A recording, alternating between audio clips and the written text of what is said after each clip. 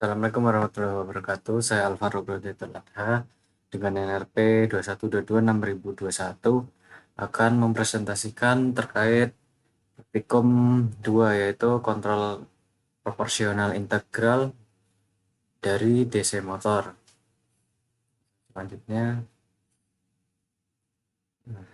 ini kontrol proporsional integral adalah sebuah kontrol yang menggabungkan antara kontrol proporsional dan integral. Kontrol proporsional berfungsi untuk memberikan respon yang proporsional, sedangkan kontrol integral berfungsi untuk mengakumulasikan kesalahan dari waktu ke waktu sehingga membuat sinyal menjadi stabil. Nah, di sini terdapat blok diagram dari sistem DC motor yang dikontrol oleh kontrol proporsional dan integral. Nah, berikut terdapat BSP, lalu di sini terdapat summing junction, terdapat juga KP yang dikaskat, terus nanti summing junction kan oleh kontrol integral dan kontrol proporsional serta BSP. Nantinya dijadikan satu masuk ke sistem. Untuk persamaan dari transfer functionnya yaitu output per input, di mana omega n pangkat 2 dibagi S pangkat 2 ditambah 2 dikali sita omega n S ditambah omega n, di mana omega n merupakan frekuensi natural atau frekuensi yang tidak teredam dari sistem. Untuk S kuadrat merupakan variabel dari domain Laplace.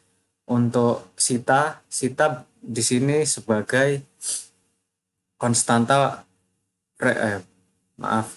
untuk damping rasio, sedangkan omega n tadi sama seperti ini. Untuk selanjutnya, di sini terdapat parameter-parameter yang harus kita pahami untuk menilai dari sinyal keluaran dari sebuah sistem. Di sini terdapat contoh yaitu gambar 1.2 yang mana terdiri dari parameter Ymax yang berarti nilai amplitude dari puncak sinyal, dan Tmax sebagai waktu ketika amplitude maksimalnya tercapai. Untuk R0-nya itu merupakan kondisi di mana sinyal mulai steady state, serta T0 merupakan peralihan dari kondisi yang berawal mulai beralih ke steady state. Nah, di sini kita nantinya akan mencari berapa persen sih untuk persen overshoot dari sinyal ini, serta untuk mencari waktu dari peak time-nya. Nah, di sini terdapat software Kinet DC Motor atau LabVIEW yang secara virtual dapat kita gunakan untuk mencoba simulasi. Nantinya kita akan memasukkan nilai KP, KI, serta BSP. Lanjut.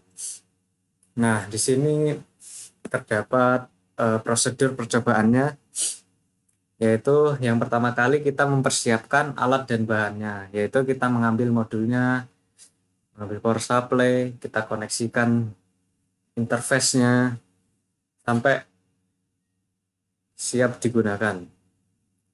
Lalu untuk langkah keduanya kita melakukan perhitungan dan menginputkan nilai KP, KI, dan BSP. Sebelumnya kita setelah melakukan uji coba dengan permodelan DC Kinet motor, yang mana kita mendapat nilai K dan nilai tau, yang mana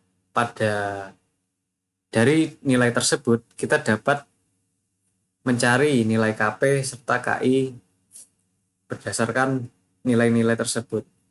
Lalu setelah kita masukkan dan kita running programnya di langkah ketiga, maka akan muncul respon sinyalnya. Nah, yang nantinya kita akan memulai pengamatan. Setelah kita amati dan kita ekspor nilainya di Excel, maka kita dapat melakukan analisis terkait respon sinyal dan menghitung nilai percent overshoot dan peak time. Selanjutnya, setelah kita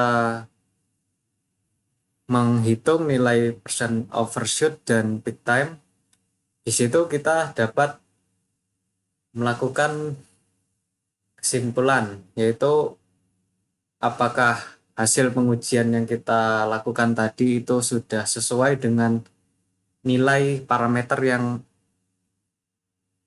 yang kita set atau kita inginkan. Jika belum, maka kita dapat mengulangi kembali ke langkah kedua, yaitu kita coba lagi dengan menginput nilai KP atau KI dan BSP secara berbeda, sehingga respon dari sinyalnya akan juga berbeda. Nah, berikut merupakan data yang telah saya ambil ketika melakukan praktikum ini. Pada data yang di sebelah kiri itu input dari kontrol parameternya, KP-nya yaitu 0,0894, KI-nya 1,324, BSP-nya 0. Nah, di sini bentuk respon sinyalnya seperti ini. Sehingga setelah kita hitung, maka didapatkan persen overshoot-nya sebesar 7,04%. Sedangkan pada peak time-nya yaitu 0,12 second. Lalu kita coba kembali dengan memberi nilai yang berbeda pada BSP-nya untuk melihat apa sih pengaruhnya dari nilai BSP ini. Nah, di sini terlihat bahwasannya persen overshoot menurun, yaitu sebesar 3,68%. Sedangkan untuk peak time-nya cenderung lebih lama daripada BSP yang sama dengan 0.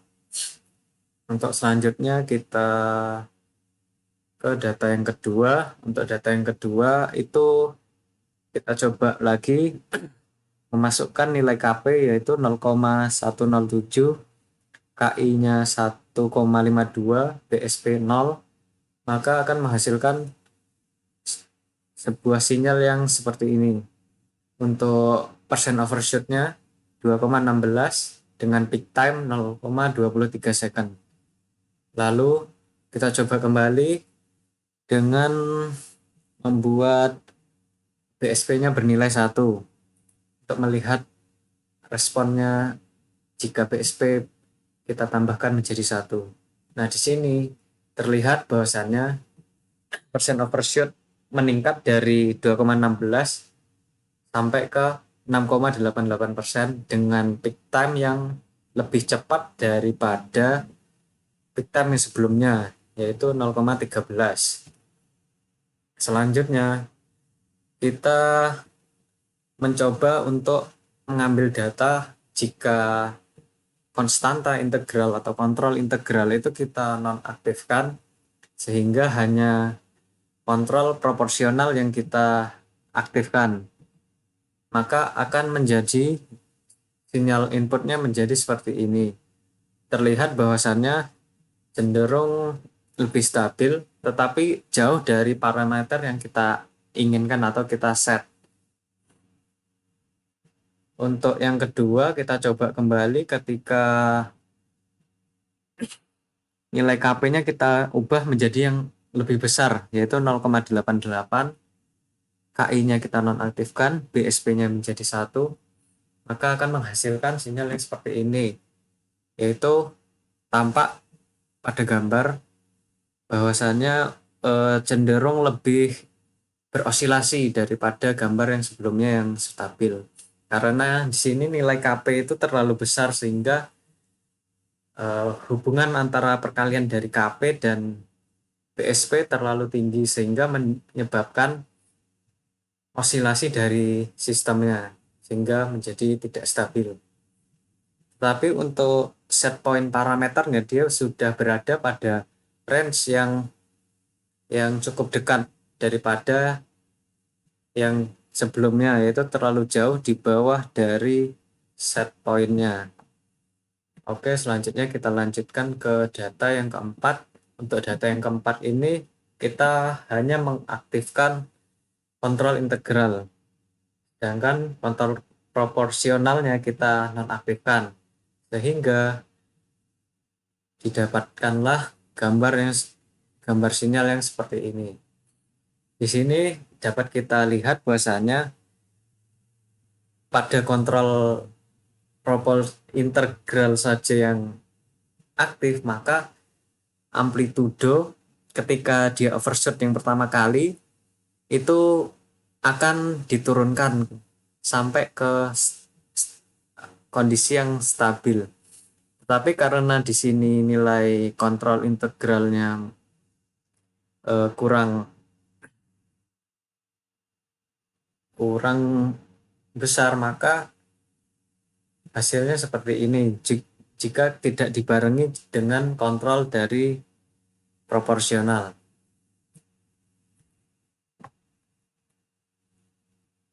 Nah, selanjutnya ini merupakan data yang kelima, yang mana data ini setelah kita hitung, kita coba dengan cara trial dan error dengan mengurutkan data untuk mendapatkan hasil yang terbaik.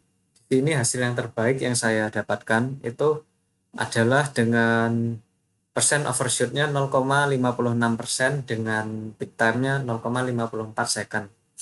Yang mana setelah kita hitung tetapi masih overshoot, itu kita coba menaikkan nilai dari kontrol integralnya serta kontrol proporsionalnya secara berurut, yang nantinya akan menghasilkan hasil yang seperti ini. Ya, cukup baik, yaitu 0,56% serta peak time-nya 0,54 second. Nah, dari situ dapat kita ambil kesimpulan bahwasannya untuk mencapai respon sinyal yang terbaik, maka kita dapat menghitung nilai dari parameter-parameter yang ada sesuai dengan persamaan matematis dalam transfer function, sehingga respon sistem menjadi lebih baik mendekati respon yang diinginkan. Agar sistem menjadi stabil dan sangat cepat, jika secara perhitungan masih belum cukup untuk menjadikan sistem tersebut menjadi error dengan seminimal mungkin, maka dapat kita lakukan pendekatan lain seperti trial dan error sampai sistem yang kita inginkan itu sesuai. Sekian dari saya. Wassalamualaikum warahmatullahi wabarakatuh.